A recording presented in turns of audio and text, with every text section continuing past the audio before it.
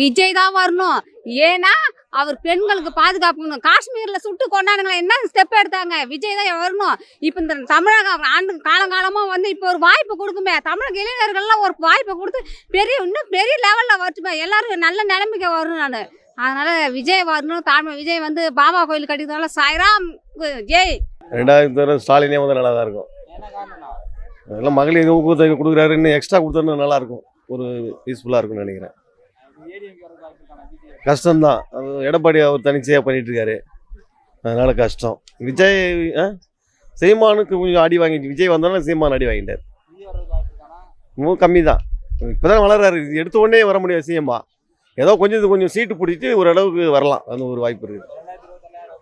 ஸ்டாலின் தான் கண்டிப்பாக வருவார். எனக்குலாம் திருமாவளவன் வந்தானே, அது எது வந்தாலும் சரி, விசிகே இல்லாமல் டிஎம்கே இல்லை, என்னைக்கு இருந்தாலும் திருமாவளவன் தான். அவர் தான் வருவார், அவர் தான் வருவார். விஜய் எல்லாம் சும்மா. விஜய் எப்படி தெரியுமா, இப்போ காலாங்குட்டி, ஆனால் என் தலைவர் ஈக்குவல் பார்த்தாலும் சும்மா அவருக்கு, புரியுதுங்களா? என்றைக்கும் விசிகே தான் வரும். நாம் தமிழர் சீமான் அண்ணன் வந்தால் நல்லா இருக்குன்னு நினைக்கிறேன். அவர் நம்ம தமிழகத்தை பற்றி அந்த மணல் குவாரியா அதை பண்ணுறது, அதை தடுக்கிறது, மற்றபடி அந்த நம்ம தமிழகத்தை எந்த பிரச்சனையாலும் முன்னே பார்க்குறாரு.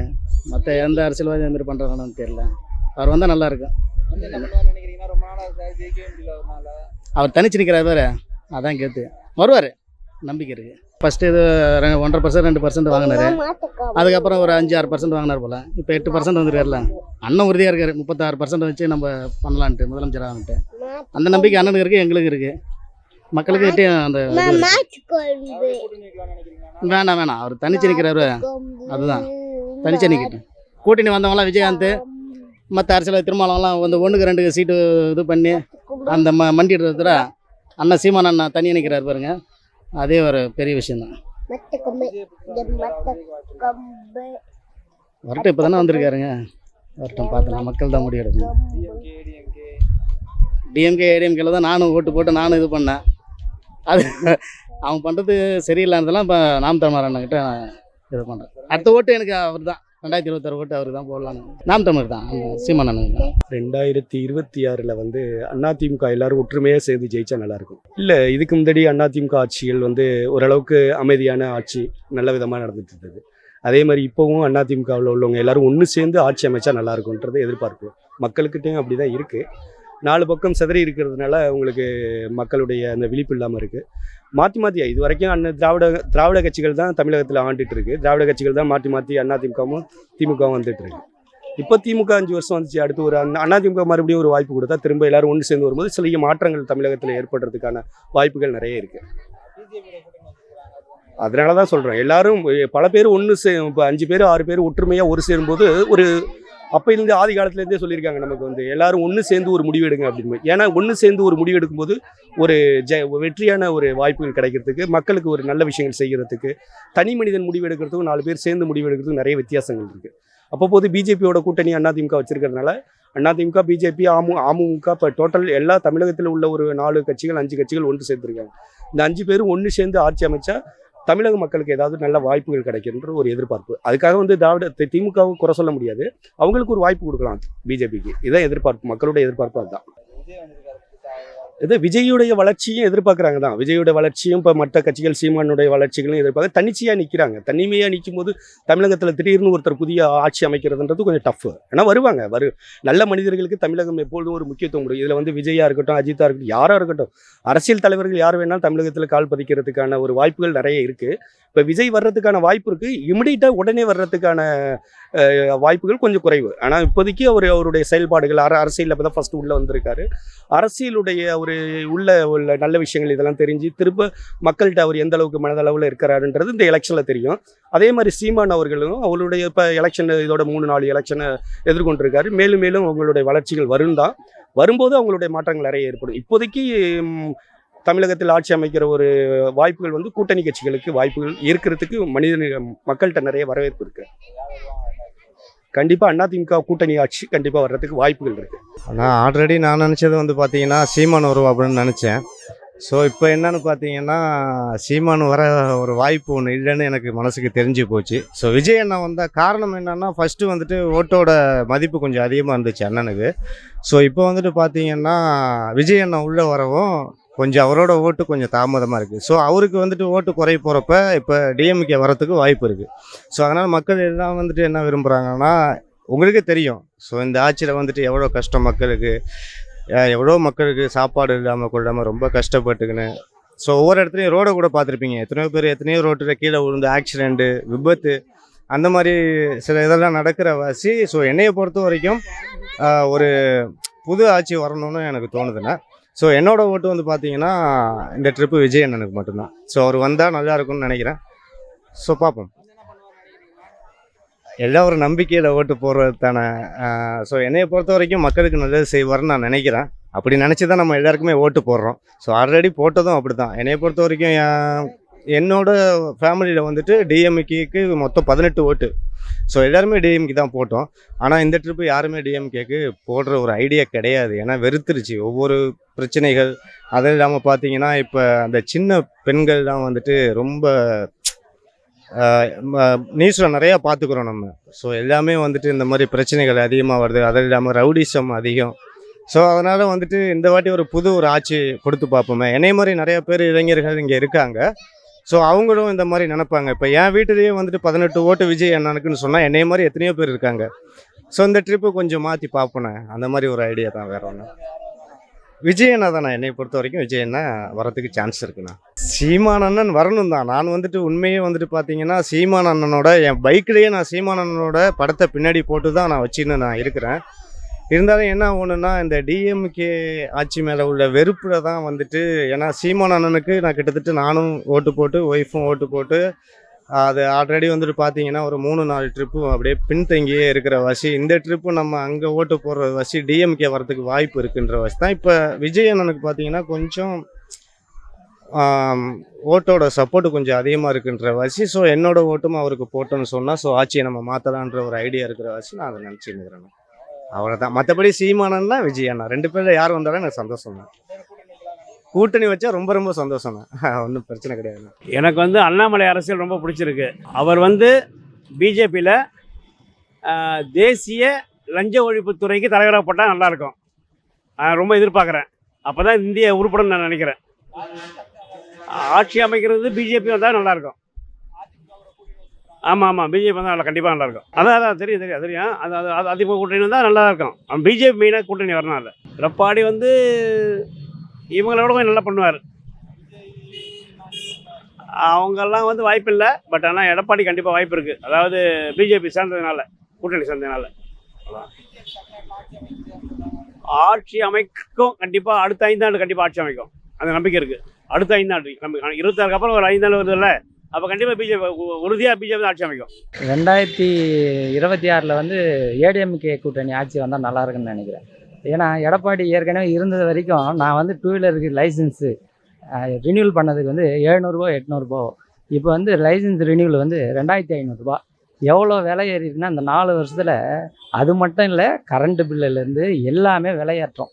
அதனால் எடப்பாடி ஆட்சி சிறப்பாகவே இருந்தது. அவர் மக்களுக்காக பயந்து ஆட்சி செஞ்சாலும் சிறப்பான ஆட்சி கொடுத்துருக்காரு. அதனால் எடப்பாடி ஆட்சி நல்லா இருக்கு. அவர் தான் வரணும். வந்தால் ரொம்ப நல்லா இருக்கும். ஏன்னா இவங்க திருப்பி வந்தால் இவங்க என்னென்ன பண்ண முடியுமோ அத்தனையும் பண்ணுவாங்க. இவங்க ஆட்சியில் சட்டம் ஒழுங்கு சுத்தமாக சரியில்லை. பிஜேபி கூட கூட்டணி வச்சாலுமே, ஏன்னா அது வந்து நம்ம ஓட்டு சதவீதம் தான். அவங்கக்கிட்ட இருக்கிற ஒரு 5% 6% ஓட்டு ஒரு பலமாக தான் அமையுமே தவிர அவங்களுக்கு எதுவும் பின்னாடி வராது. என்னென்னா ஏடிஎம்கேக்கு வந்து அந்த முஸ்லீம் வாக்குகள் கிடைக்காது அப்படின்ற ஒரு விஷயத்தில் இருக்குது. ஆனால் இந்த நம்ம எம்பி தேர்தலில் அவங்களுக்கு பெருசாக முஸ்லீம் மக்களோ இல்லை யார் நம்ம கிறிஸ்டின் மக்களோ பெருசாக ஓட்டு அளிக்கலைன்னு தான் அவங்களுடைய கருத்து. ஆனால் வேறு வழி, தமிழ்நாட்டில் சூழ்நிலை வேறு வழியே இல்லை. ஏன்னா அவங்க கூட்டணி இல்லாமல் இங்கே தமிழ்நாட்டில் ஒன்றுமே பண்ண முடியாது. அதனால் இவங்க ஏற்கனவே திமுக நல்ல பலமான கூட்டணியில் இருக்கிறதுனால அவங்கள எதிர்க்கணுன்னா பிஜேபி கூட்டணியில் இப்போ பிஜேபி, பாட்டாளி மக்கள் கட்சி, தேமுதிக, மற்ற அந்த சின்ன கட்சிகள், ஜான் பாண்டியன், இங்கே புதிய தமிழகம், இங்கே நம்ம மூர்த்தி, இவங்கெல்லாம் ஒன்றா சேர்ந்தாங்கன்னா பலமான கூட்டணி. அது ஒன்றும் ஜெயிக்க முடியாத கூட்டணி கிடையாது. திமுக 100% அதிமுக ஜெயிக்கணும். ஜெயிச்சா தான் நல்லது நடக்கும். விஜய் எந்த அளவுக்கு இருப்பாருன்னு சொல்ல முடியாது. ஏன்னா அவர் இனிமேல் தான் அவரோட பர்ஃபார்மன்ஸ். எனக்கு இது இப்போ இருக்கிற நிலமை வந்து அவர் பேச தான் தெரிய வரும். இப்போ இன்னும் அவர் வந்து வெளிப்படையாக சும்மா அறிக்கை மட்டுமே விட்டுட்டு இருக்காரு. அதனால் அவருடைய கொள்கை இன்னும் முழுசாக சில இளைஞர்களுக்கு அது வெறித்தனமாக சொல்கிறாங்களே தவிர்த்து அவரோட கொள்கை வந்து என்ன மாதிரி ஒரு மக்கள் நடுத்தர மக்களுக்கு நான் ஒரு நியூட்ரலான ஆள், என்ன மாதிரி ஆட்களை அவர் கவர் பண்ணுற மாதிரியான ஒரு விஷயம் கிடையாது. மற்றபடி எல்லாம் திமுக சொல்கிற விஷயம் தான் அவரும் சொல்கிறார். புதுசாக ஒன்றும் சொல்லலை. ஏடிஎம்கே சொல்லத்தும் திமுக சொல்லத்தும் மற்ற கட்சிகள் சொல்லத்தும் தான் சொல்கிறார்.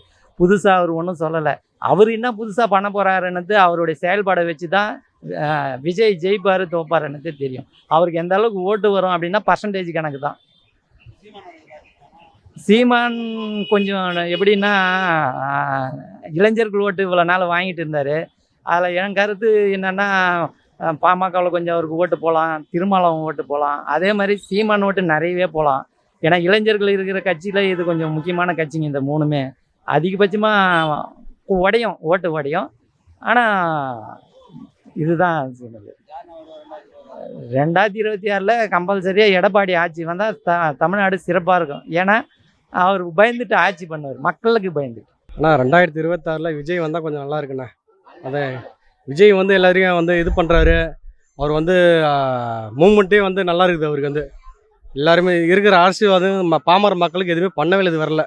அவர் வந்து நம்ம கூட்டணி வந்து இவர் கூட வச்சா நல்லாயிருக்கும். எடப்பாடி பழனிசாமி கூட கொஞ்சம் கூட்டணி வச்சா நல்லா இருக்கும். இப்போ மறுபடியும் இவர் வந்தால் கொஞ்சம் நல்லா தான் இருக்கும். ஏன்னா வச்சுங்க, இப்போ நேற்று பகல்காமில் எத்தனை பேர் 28 பேர் கொண்டு சுட்டானுங்க. என்ன பண்ண முடியும்? நம்மளால ஒன்றுமே பண்ண முடியல. யாரால் என்ன பண்ண முடிஞ்சுது? எதாவது பண்ணி எதாவது இது பண்ணேன்.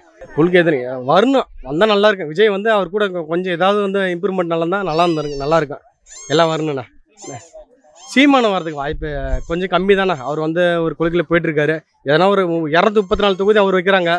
ஏன்னா ஒரு கூட்டணி வச்சா கொஞ்சம் நல்லா இருக்கும். அவர் சீமா வந்து 234 தொகுதி வந்து பண்ணுறதுக்கு வாய்ப்பு கம்மி தான். எனக்கு என்னை பொறுத்தளவுக்குலாம், மக்களை பொறுத்தளவுக்கு கம்மி தான். 2026 விஜய் வந்து எடப்பாடி பழனிசாமி கூட கூட்டணி வச்சுன்னா நல்லா வரும்ண்ணா. மக்களுக்கு வந்து நல்லது செய்கிறவங்க வந்து ஆட்சி அமைத்தா நல்லாயிருக்கும். இப்போ உள்ளவங்க யாரும் எதுவும் பண்ணலையா? புதுசாக வரவங்க விஜய் இருக்கார். விஜய் நல்லது பண்ணணும்னு சொல்கிறாரு. ஆனால் வந்து அரசியல் காலத்தில் வந்து நிறையா மக்களை போய் சந்திக்கணும். அதை வந்து அவர் இன்னும் பண்ணல. மக்களை சந்திக்கணும், நிறையா போராட்ட காலத்தை சந்திக்கணும், மக்களோட பிரச்சனையை தீர்க்கணும். அதுக்கப்புறம் தான் அரசியல் அவர் வந்து வெற்றி பெற முடியும்னு பார்க்கணும். அதை பண்ணணும் ஃபஸ்ட்டு அவர் விஜய். எந்த அரசியல் கட்சிக்கு தலைவர் போனாலும் எல்லா இடத்துலையும் அவங்க கட்சிக்காரங்க வரவேற்பு கொடுப்பாங்க. அவரெல்லாம் வர முடியாது ப்ரோ. அவரோட அரசியல் கொள்கை வந்து ஒரு தெளிவில்லாத கொள்கை, அதனால் வர முடியாது. புதிதாக ஒரு அணி வந்தால் நல்லாயிருக்கும். அதுக்கான அணி வந்து தனியாக ஒரு கட்சி வந்து அரசியல்னா ஜெயிக்க முடியாது. ஒரு கூட்டணி வேணும். ஒரு நல்ல கூட்டணியை அமைச்சு ஒரு தனியாக ஒரு அணி வந்துச்சுன்னா வெற்றி பெற வாய்ப்பு இருக்குது. இப்போதைக்கும் விஜய் தான் இருக்காப்புல. விஜய் வந்து அவர் கட்சி மட்டும் போட்டிட்டு ஜெயிக்க முடியாது. அதுக்கான ஒரு கூட்டணியை ஏற்படுத்தணும். கூட்டணி வச்சா வர்ற வாய்ப்பு இருக்குது. தலைவர் திருமாவளவன் வந்து ஒரு நல்ல தலைவர், கருத்தியல் ரீதியாக கொள்கை ரீதியான ஒரு நல்ல தலைவர். அவர் வந்து முதலமைச்சர் ஆகிறதுக்கு எல்லா தகுதியும் இருக்குது. தனித்து நின்னா முதலமைச்சர் ஆகலாம். அனைத்து தரப்பு மக்களும் ஏற்றுக்கொள்வாங்க. அதுக்கான சூழ்நிலையும் ஏற்பட்டுக்கிட்டு இருக்குது. இல்லை, கூட்டணியில் இருந்தாலும் தனி சின்னத்தில் நின்று ஒரு அரசியல் அங்கீகாரம் பெற்றுட்டு கட்சி இன்னமும் இப்போ வருங்காலங்களில் தனிச்சு நின்று ஒரு தமிழகத்தை ஆளுவதற்கு ஆளுமையான கட்சியாக வரும் விடுதலை சிறுத்தை கட்சி. விஜயகாந்த் வந்தால் நல்லாக்குண்ணா. ஏன்னா மக்களோட நல்ல மனசை புரிஞ்சவர். அதே ஃபாலோ பண்ணிட்டு இருக்காங்க, அந்த அம்மா ஃபாலோ பண்ணிட்டு இருக்காங்க. அதனால் அவங்க வந்தால் நல்லதுன்னு நினைக்கிறேன். வந்தோடனே ஜெயிக்க முடியாதுங்க. இனிமேல் வர காலகட்டங்களில் அவங்க வந்தால் நல்லாயிருக்குன்னு நினைக்கிறேன். அது கட்சி எடுக்கிற முடிவுண்ணா, நான் சொல்ல முடியாது. அதை ஏடிஎம்கே டிஎம்கே வரது வாய்ப்பு இருக்கா? ஏடிஎம்கே மாறி வந்தால் நல்லாயிருக்குன்னு நினைக்கிறேன். இல்லை, என்னோட இது ஏடிஎம்கே தான். ஏடிஎம்கே டிஎம்டிகே தான். ரெண்டும் கூட்டணி இருந்து ஜெயிச்சா நல்லா பண்ணலாம். அது ஃபஸ்ட்டு ஆட்சிக்கு வரட்டுங்க. அது இது ஃபஸ்ட்டு மக்களை சந்திக்கவே இல்லை. அவர் சந்தித்தா அதுக்கப்புறமா பண்ணலாம். சந்தித்த பிறகு ஃபஸ்ட்டு எலெக்ஷன் இப்போ தான் அவருக்கு. சந்தித்த பிறகு அவர் எவ்வளோ பர்சன்டேஜ் ஓட்டு வரான்னு தெரிஞ்சு தான் முடிவு பண்ண முடியும். எடுத்தோன்னே சொல்ல முடியாது யாருமே. அதிமுக தான். DMK family generation and then experience over then. So DMK confirmly அவங்களுக்கு எக்ஸ்பீரியன்ஸ் அதிகமாக இருக்கிறதுனால அவங்க தான் பண்ணுறதுக்கான சான்ஸ் இருக்குது. டிஎம்கே விஜய் அவர் நல்ல ஃபேன், அந்த நல்லா பண்ணுவார்.